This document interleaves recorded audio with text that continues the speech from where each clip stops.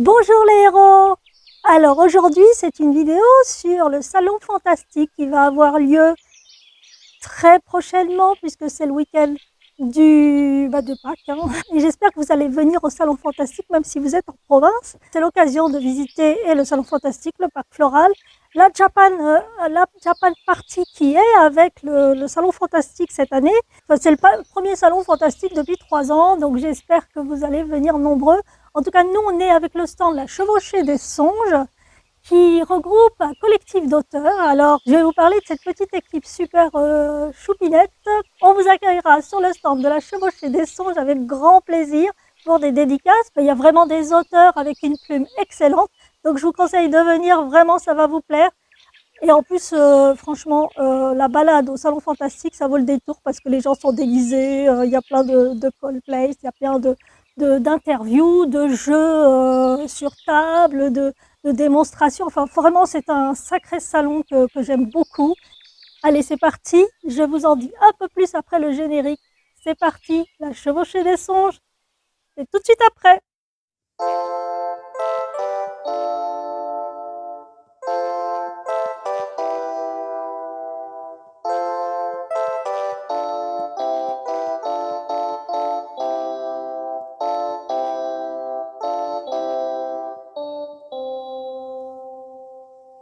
Je vais vous parler tout d'abord de celui qui s'occupe de notre stand, qui s'appelle La Chevauchée des Songes. Et cette personne, c'est le chroniqueur de la tour. Alors, ces romans, c'est une série, c'est une saga qui se passe pendant à l'époque de la Renaissance. Mais c'est un peu différent de la Renaissance qu'on connaît, même si l'histoire est vraiment respectée. C'est-à-dire qu'on suit les aventures de François Ier, Cortés, du côté de l'Amérique latine. On suit aussi Charles Quint, l'empereur espagnol. On suit Henri VIII en Angleterre. On suit Soleiman le Magnifique qui est au Moyen-Orient et sur l'actuelle Turquie. Enfin voilà, c'est vraiment un auteur qui nous emmène, qui nous fait voyager sur plusieurs continents. C'est vraiment super intriguant. Il y a de l'aventure, c'est épique. Il y a des conflits entre les rois, les empereurs. Enfin bon, Rome aussi.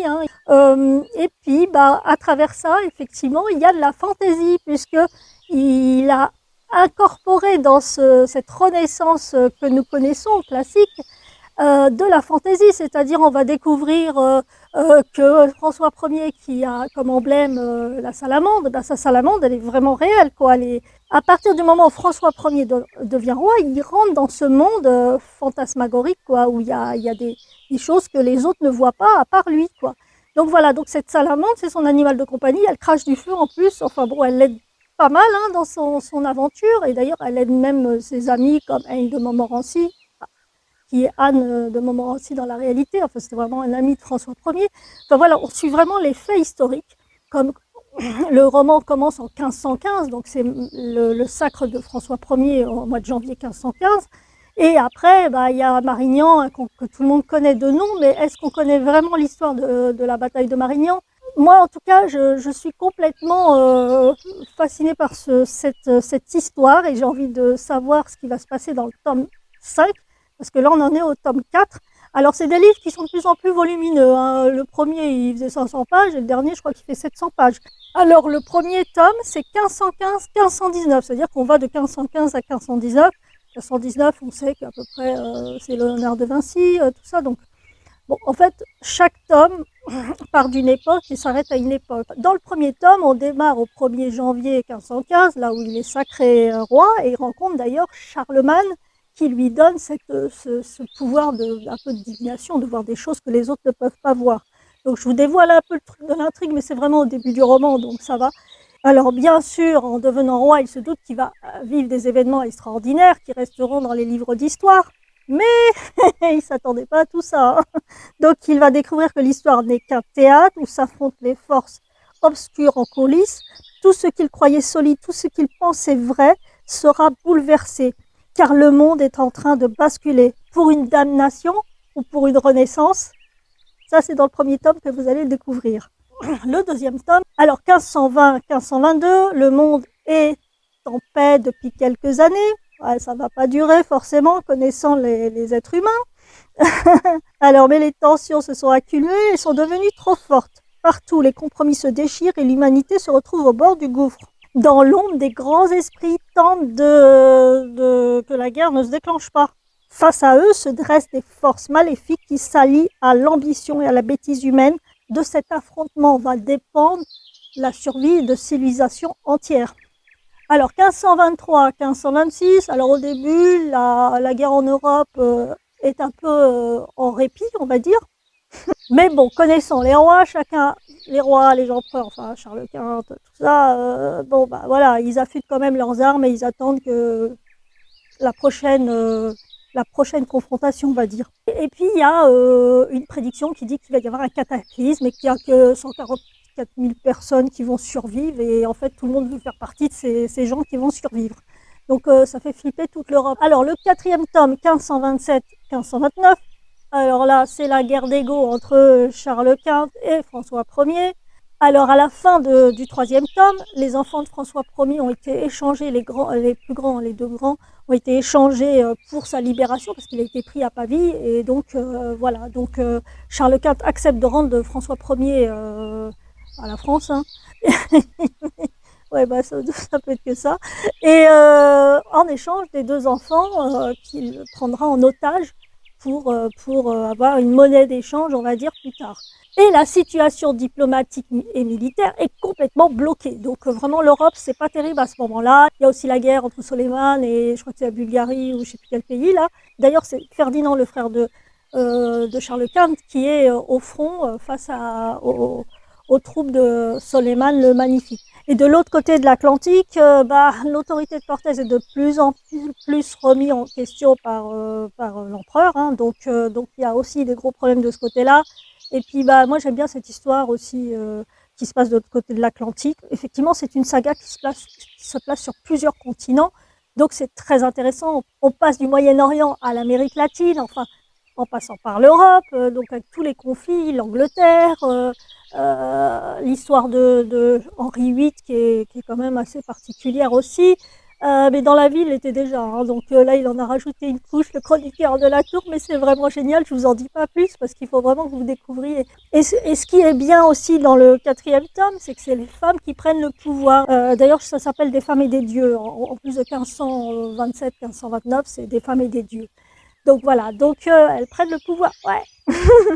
Alors maintenant, on va passer sur Cassandra Patt qui a écrit les chroniques de Grimwald. C'est comme pour le chroniqueur de la tour, il y a plusieurs tomes. Hein. Donc pour les grands lecteurs, ceux qui aiment lire, c'est parfait parce que moi j'aime bien suivre les personnages sur plusieurs tomes, voir de nouveaux personnages qui entrent en scène. Alors le propos, c'est que tout le monde est allé à Grimwald parce que quand on dort, on y va dans les rêves. Donc voilà, donc déjà c'est très imagé, c'est très songeur, voilà. Alors c'est super, mais personne s'en souvient à son réveil. Et si au détour d'une route glacée, ce monde devenait accessible? Pour le résumer, c'est à la suite d'un accident de la route, Farah et Flore vont se réveiller dans cet endroit qu'elles ne connaissent pas, peuplé de créatures extraordinaires et dangereuses. Farah doit retrouver Flore au plus vite si elle veut avoir une chance de retourner dans leur monde. Mais les loups-garous vont se dresser sur sa route. Le monde de Grimwald est menacé et le destin de ces femmes est lié à ce monde-là. Alors, j'ai relevé quelques avis très positifs sur Internet. Donc, un très bon livre avec un univers fantastique, foisonnant, peuplé de nombreuses créatures. Mais malgré l'étrangeté et l'exotisme, ce sont bien les relations entre les personnages et leurs émotions qui sont le moteur de l'intrigue. C'est très bien écrit, avec de l'humour à travers ce récit. Alors, à la base, Cassandra Patt est originaire de la région parisienne. Alors, il y a quelque temps, elle est partie en stage au Canada, dans la réserve d'Alberta, et elle a travaillé avec les rangers. Donc, elle a suivi les ours avec des GPS pour les suivre. Enfin, voilà. Enfin, moi, personnellement, j'y serais jamais allée. J'ai une flippette. Moi, tu me mets dans une forêt où tu me dis il y a des ours, mais je suis déjà partie. Alors, bravo Cassandra, je te félicite. Et donc, à la suite de ce voyage, elle a eu l'idée d'écrire Le pays de l'ours. Et donc, c'est son 5e roman. Hein, donc c'est déjà une auteure très prolifique. comme le chroniqueur de la tour d'ailleurs, et comme tous les auteurs que je vais vous citer. Alors, Le Pays de l'ours est un polar thriller, donc ça n'a rien à voir avec Dreamworld. Donc c'est intéressant parce que justement elle passe d'un univers à un autre et ça prouve qu'elle a un imaginaire foisonnant en plus d'une plume très très belle. Alors je vous dis un peu le résumé du livre, Le Pays de l'ours. Donc octobre 2019 en Alberta, Canada. Le grand-père d'Esther Laroche, George Graham, succombe à la suite de sa rencontre fortuite avec un ours. Quelques secondes après sa mort, il reçoit un appel à l'aide dans sa radio que personne d'autre que lui n'entendra. Alors comment se fait-il que l'homme le plus expérimenté de la région n'ait pas pu réagir à une confrontation avec un ours? Et que faisait l'animal dans cette zone où il n'aurait pas dû se trouver, Donc il n'en faut pas plus pour éveiller l'âme de détective d'Esther qui décide de mener une enquête pour élucider le mystère de l'ours. Bien sûr, elle ne sera pas toute seule, elle sera avec un collègue Rangers qui est hanté par une affaire non résolue. Une enquête qui l'amènera à en découvrir plus sur ses propres origines et le secret qui entoure sa famille depuis des générations. Au Pays de l'ours, le véritable prédateur n'est pas celui qu'on pense. L'intrigue est superbe et on plonge facilement dans ce roman. Je vous le conseille vivement.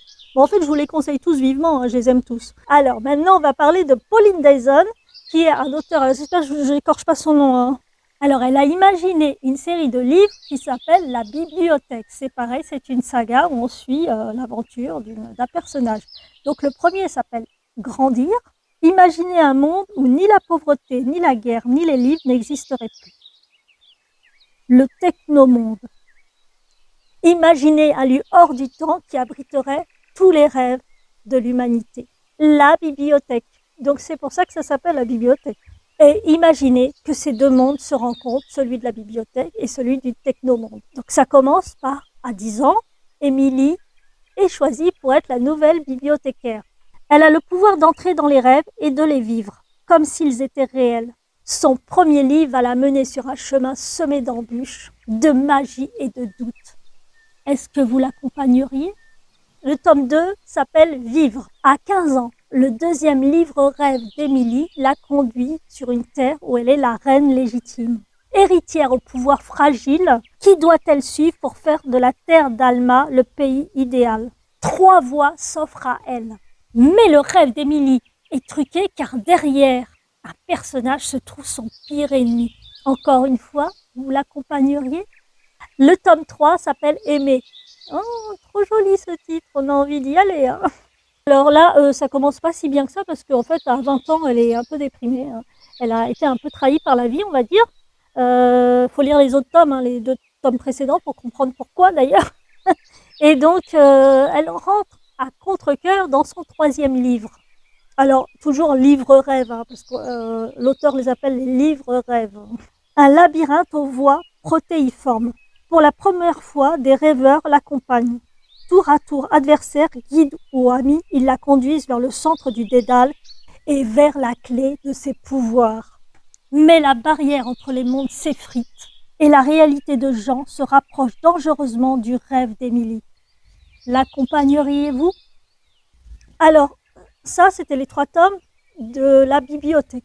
Alors maintenant, on va parler d'un autre livre de Pauline Dyson qui s'appelle Entente cordiale. Découvrez dans ce livre une histoire aux multiples facettes.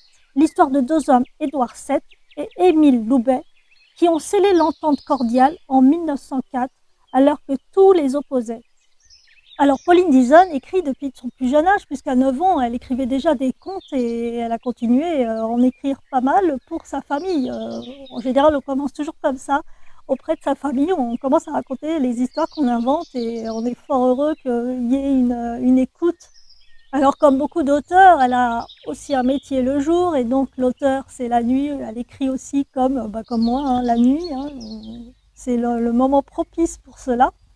Alors, contrairement à moi, elle lit parfaitement l'anglais, l'espagnol, l'allemand et bon, elle est polyglotte. Alors, pour info, la bibliothèque, la saga n'est pas finie puisqu'il en reste encore un dernier à publier, un 4e tome, un 5e, donc Mourir et Rêver. Donc, est-ce que c'est un tome ou 2 ? Je ne sais pas. Je lui demanderai au Salon Fantastique ou vous, je vous invite à lui demander directement. En tout cas, elle sera là au Salon Fantastique le 8 et 9 avril 2023 pour dédicacer Entente cordiale et les 3 premiers tomes de la bibliothèque. En tout cas, cette série tout public, mêlant dystopique, fantasy, enfin, il y en a pour tous les goûts. Je vous invite vraiment à lire ces romans. Merci. Alors, je vous laisse afficher son site internet, puisqu'elle a créé un site internet. Voilà, ça c'était Pauline Deson. Alors maintenant, je vais vous parler d'un autre auteur masculin. Alors, comme vous voyez, j'ai mis au début un auteur masculin, 2 auteurs féminins au milieu, un auteur masculin, et moi je me mets en dernier. Alors maintenant, on va parler de Jonathan Caget, qui est un nouveau sur la petite bande de La Chevauchée des Songes. Alors, on est très content de l'accueillir. Alors, il a écrit un livre qui s'appelle Le Temps des Ombres. Ça se passe en pleine guerre de 100 ans. Et comme vous savez, la guerre de 100 ans n'a pas duré que 100 ans, mais bien plus. Donc, il y a dedans des personnages mythiques, hein. Il y a Jeanne d'Arc, par exemple. Alors, c'est marrant, mais moi, dans mon livre aussi, il y a Jeanne d'Arc. Et je ne suis pas la seule sur le groupe à avoir utilisé Jeanne d'Arc dans ses bouquins. C'est un personnage qui nous influence quand même pas mal. Alors, début du XVe siècle, en pleine guerre de 100 ans, le royaume de France, incapable de résister à l'invasion anglaise, est au bord de l'implosion. Ouais, on est en pleine guerre de 100 ans, donc c'est normal. Sur ces terres en proie à la violence et abonnées aux pillards et aux mercenaires, Calas, fils adoptif d'un herboriste qui vit près de Calais, fait la rencontre de Bertram, un mystérieux érudit qui l'initie à la miasmatique, exigeante maîtrise des essences de la nature, d'autant celui qui la domine de puissantes capacités. Calas rencontre aussi la fille de Bertram qui est une redoutable combattante, donc a priori ce petit monde part ensemble. Alors que les troupes du roi anglais Henri V poussent toujours plus loin leur conquête de la France, les 3 compagnons vont rapidement être emportés au cœur des intrigues de ce conflit séculaire. De leur choix dépendra le sort du royaume de France et de toute la chrétienté. Jonathan Caget a une formation littéraire, juridique et administrative. Jonathan Caget est un passionné d'histoire, donc forcément la guerre de 100 ans, il connaît bien. Donc si vous aimez les livres avec une part historique et en même temps imaginaire, c'est un livre qui vous correspondra. Alors je vous invite à le rencontrer au Salon de Fantastique où il sera en dédicace. Je vais vous mettre les heures parce que comme on est plusieurs, on est 5 sur le stand, donc forcément il y a des heures pour chaque personne. Donc, mais de toute façon, je pense que le Salon Fantastique est un endroit fantastique, comme son nom l'indique. Donc, il y a plein de choses à voir. Donc, même si pendant 1 heure, 2 heures, la personne n'est pas au stand de la Chevauchée des Songes, de toute façon, vous pouvez aller faire un petit tour et revenir après, au moment où il sera là. Par contre, les livres sont quand même à la disposition des lecteurs sur le salon, même si la personne n'est pas en dédicace à ce moment-là, si vous la ratez par exemple. Mais bon, il y a des heures, donc il y a plusieurs heures sur chaque jour, donc je pense qu'à mon avis, il n'y aura pas de souci, parce que si vous venez jusque-là, c'est pour avoir une dédicace quand même. Ce serait dommage de repartir avec le livre sans la dédicace. Alors maintenant, je vais venir à moi. Donc l'univers des ailes géantes sera présenté. Alors ça, c'est un roman fantasmagorique qui est tiré d'une pièce que j'avais écrite et montée au théâtre. Donc cette pièce est pleine d'humour, avec des personnages sortis tout droit du Moyen-Âge. Alors c'est des personnages magiques qui côtoient un royaume dirigé par un roi de 14 ans qui s'appelle Toumne. Et ce roi, il n'est pas très sympathique, il a le génie comme attaché de presse, on va dire. donc il n'est pas très content parce que le génie lui apprend par hasard en plus, parce que le génie est un peu à la masse parfois. Et donc il apprend par hasard qu'il va être détrôné dans 13 ans. Et là, il pète un boulon, il veut surtout pas ça. Alors, il faut savoir que le roi Toum a 14 ans et qu'en réalité, ce n'est pas un homme, c'est une femme, parce que son père, voyant qu'il n'aurait jamais de fils, décide d'en faire une fille, parce qu'encore une fois, c'est un royaume patriarcal. Personne n'est au courant et donc elle veut garder son trône et surtout sa tête. Donc en attendant, le génie doit lui trouver une solution pour qu'il puisse garder son royaume. Et donc, il lui suggère qu'il y a une sorcière qui s'appelle Mla, mais elle est beaucoup trop petite pour se marier avec lui pour le moment. Et qu'en plus, elle est censée tomber amoureuse d'un chevalier qui vient des croisades. Il en fait part à sa femme, l'enchanteresse, avec qui il ne s'entend plus du tout. Ça fait 500 ans qu'ils sont mariés, ils ne supportent plus, les gars. Donc voilà. Donc, L'enchanteresse en plus se fait draguer par le démon Karm, le démon du mal bien. Alors effectivement mal bien, pourquoi? Parce que quand il y a le bien, il fait le mal, et puis quand il y a le mal, il fait du bien. Donc voilà, c'est toute une série de personnages complètement burlesques. C'est vraiment travaillé avec humour. Le texte est très punchy. Il y a beaucoup de drôleries, et notamment un lutin qui en fait est le psychologue du village des Elgeansord. Alors, ne me demandez pas pourquoi ça s'appelle Elgeansord, je ne vous répondrai pas parce que c'est dans le livre que vous le découvrirez. Et donc, ce lutin, en fait, il a un gros problème parce qu'il doit travailler et gagner son oseille comme tout le monde. Il aime bien manger les êtres magiques. Sauf que s'il commence à manger ses concitoyens, il n'aura plus de boulot, le gars. Hein. Donc voilà. Donc un peu comme Génie qui a peur que le roi le destitue de sa tâche de génie du royaume, et donc il veut tout faire pour le sauver alors qu'il n'y a rien à sauver chez ce roi. Alors après, je présente Le Reflet des mondes. Alors c'est un livre qui fait 612 pages. Hein. Donc c'est l'histoire d'Irlems qui poursuit sa route pendant des millénaires pour protéger les mondes. Et donc, tous les 10 ans, il visite la Terre. Et donc, à un moment, il rencontre une jeune fille qui s'appelle Edda. Et cette jeune fille est handicapée, elle a 16 ans. Elle souffre énormément. Enfin, j'estime que tout ce qu'elle décrit sur la maladie, il y a beaucoup de gens qui peuvent le ressentir. Et notamment, les douleurs physiques entraînent des douleurs aussi morales. Donc, je pense que beaucoup de gens pourront se retrouver dans ce personnage.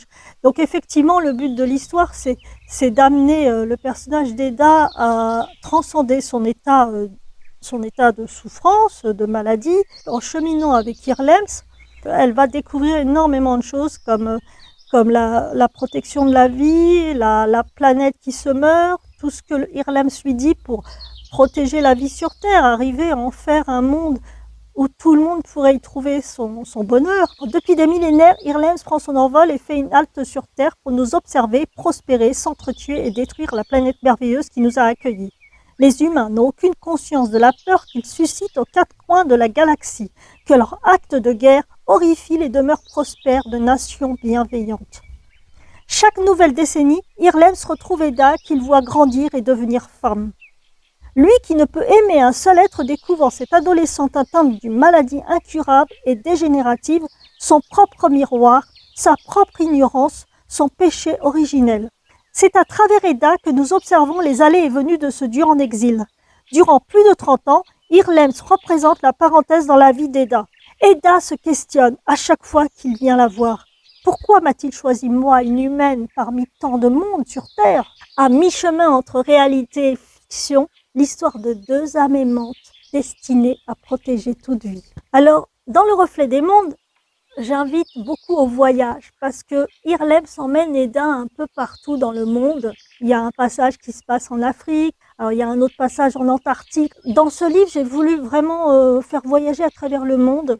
Donc Irlems lui montre la vie sur Terre telle qu'elle est et telle qu'elle pourrait être. Il veut lui montrer que la vie est possible pour tout le monde, que tout le monde pourrait être heureux sur cette planète, que cette planète n'appartient pas qu'aux humains, et surtout que tous les êtres vivants, la faune, la flore, enfin tout le monde, les bactéries, n'importe quel être, en tout cas tout organisme sur cette planète pourrait vivre en harmonie les uns avec les autres. Le malheur, c'est que les humains croient que la Terre leur appartient, donc ils font un peu n'importe quoi sur cette planète.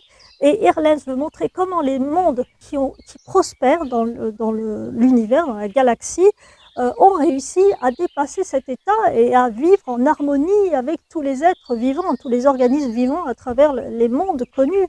Donc voilà, et puis il y a cette histoire de maladie qui prend aussi beaucoup de place dans l'histoire. Et donc c'est à mi-chemin entre réalité et fiction, effectivement, parce que la maladie que je décris, c'est la mienne, mais je ne cite jamais le nom de cette maladie. Je dis que je trouve que c'est pas nécessaire de citer le nom de la maladie parce que finalement le ressenti qu'Eda a, c'est vraiment le ressenti que beaucoup de gens peuvent avoir à partir du moment où vous avez une maladie incurable, une maladie qui diffuse beaucoup de douleurs tout au long de la vie. Et le rapport entre les êtres humains, parce que quand vous avez une maladie, vous n'avez pas le même rapport avec les gens, parce que vous ne pouvez pas faire comme ce que les gens font. Vous êtes obligé de faire avec cette maladie. Donc ça fait partie du roman. Mais j'ai voulu écrire un roman poétique où on découvre la vie, même cette vie sur Terre qui est merveilleuse, en Afrique, en Antarctique, dans le Pacifique. Enfin, ils voyagent énormément avec Eda.